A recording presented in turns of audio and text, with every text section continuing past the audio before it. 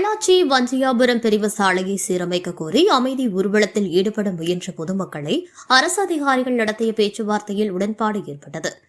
இதனால் பார்த்தீங்கன்னா டெய்லி ஒரு வாரத்தில் ஒரு 2 விபத்து நடக்குது. சமீபத்தில் போன வாரம் பார்த்தீங்கன்னா ஒரு லேடி விழுந்து அவங்களுக்கு தலையில் 8 தையல் போட்டிருக்கு. அவங்களும் வந்திருக்கிறாங்க.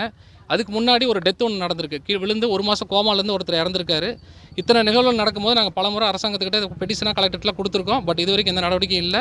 அதனால் இன்றைக்கி பொதுமக்கள் இங்கே இருக்கிற எல்லா மக்களும் சேர்ந்து ஒரு நலசங்கங்கள் எல்லாமே சேர்ந்து இன்றைக்கி ஒரு அமைதி ஊர்வலம் பிளான் பண்ணோம். பட் அது அரசாங்கத்திலேருந்து எங்களுக்கு அனுமதி கிடைக்கல.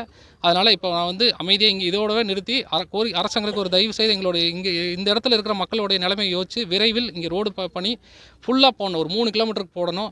பாதியில் போடுறது, பேட்ச் ஒர்க் பார்க்குறது இதெல்லாம் இல்லாமல் பொதுமக்களுடைய நலனை கருதி ஃபுல்லாக ரோடு போட்டு தரணும்னு அரசாங்கத்துக்கு வேண்டுகோள். பொள்ளாச்சி அருகே உள்ள வஞ்சையாபுரம் பிரிவிலிருந்து நாட்டுக்கல் பாளையம் வெளியே சுமார் 3 கிலோமீட்டர் தூரத்திற்கு செல்லும் இந்த சாலையை புதுப்பித்து பல ஆண்டுகள் ஆகின்றன.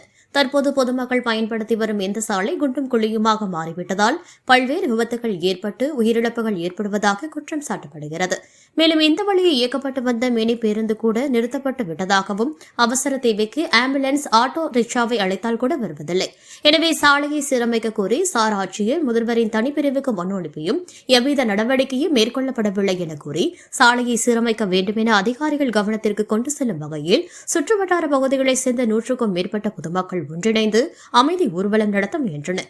தகவல் அறிந்து வந்த பொள்ளாச்சி தெற்கு ஒன்றிய அதிகாரிகள் மற்றும் கோட்டூர் காவல் நிலைய போலீசார் அமைதி ஊர்வலத்தில் ஈடுபட முயன்ற மக்களிடம் பேச்சுவார்த்தையில் ஈடுபட்டனர். மேலும் சேதமடைந்த சாலையை 1 மாதத்தில் புதுப்பித்து தருவதாக உறுதியளித்தனர். இதனை ஏற்று பொதுமக்கள் அமைதி ஊர்வலத்தை கைவிட்டு கலைந்து சென்றனர்.